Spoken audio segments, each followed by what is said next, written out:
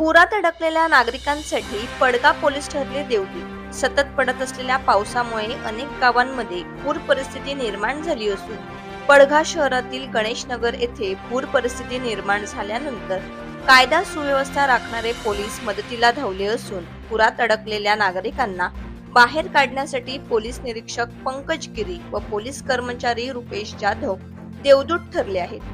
पडगा police स्टेशनचे police निरीक्षक पंकज गिरी व पोलीस कर्मचारी रुपेश जाधव यांना पडघा गणेशनगर येथे नागरिक पुरात अडकल्याचे समजताच स्वतःच्या जीवाची पर्वा न करता त्यांनी अनेक नागरिकांना पुरातून बाहेर काढून सुरक्षितपणे हलवले आहे। लहान मुलांना तर पोलीस निरीक्षक पंकज गिरी यांनी खांद्यावर घेऊन पुरातन मार्ग दाखवला।